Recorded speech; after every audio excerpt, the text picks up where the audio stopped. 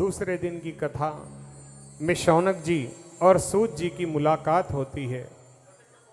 वह आपस में एक दूसरे से मिलते हैं और वार्तालाप करते हैं। सूत जी कहते हैं, शौनक जी, आपने कल महिसागर तीर्थ के बारे में बहुत बताया था। अब मैं आगे की कथा जानना चाहता हूं कि कैसे बाबा श्याम मेरे बरबरी का जन्म हुआ। इस कथा के बारे में और विस्तार पूर्वक बताने की कृपा कीजिए। तब शौनक जी, सूत जी दोनों बैठ जाते हैं और कहते हैं कि एक बार की बात है, इंद्रप्रस्थ नगरी में युधिष्ठिर, समस्त पांडव और साथ में भगवान कृष्ण विराजमान थे और इधर उधर की वार्तालाप कर रहे थे। इतने में एक द्वारपाल भागते हुए आया और कहने लगा कि हे महाराज, कोई वायु मार्ग से बहुत बड़ा दैत्य हमारे नगर की ओर आ रहा है। कौन है, कैसा है, पता नहीं है, परंतु वो बहुत ही गंभीर और विशाल काय है। यह सुनकर युधिष्ठिर जी परेशान हो गए कि ये कौन आ रहा है, परंतु मेरे गोविंद मुस्कुराए, क्योंकि वो जानते थे कि कौन आ रहा है।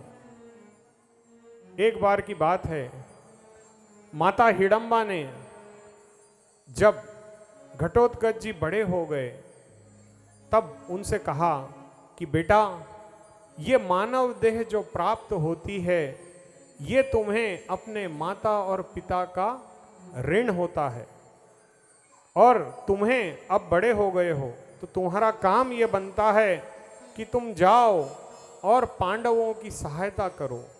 इस समय वो इंद्रप्रस्थ में विराजमान है और तुम्हें वहां जाकर के उनकी सहायता करनी होगी। वो अभी संकट से बाहर निकले हैं, उन्होंने राज्यपाट संभाला है। अब तुम्हारा यह दायित्व बनता है कि तुम जाओ और अपने पिता का ऋण उतारो, जाओ उनकी सेवा करो। और इसी बात को लेकर के घटोत्कच वायु मार्ग से इंद्रप्रस्थ आ रहे थे। अब जैसे ही इंद्रप्रस्थ के पास उतरे तो वहां से वो आगे बढ़ते हैं और राजमहल के अंदर आ जाते हैं।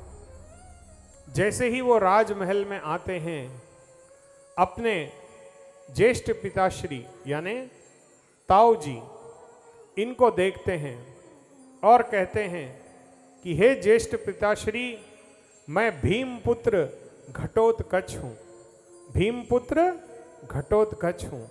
जैसे ही ये शब्द युधिष्ठिर जी को सुनाई देते हैं, युधिष्ठिर जी का मन आनंद से भर जाता है कि मेरे भाई का बच्चा आया है।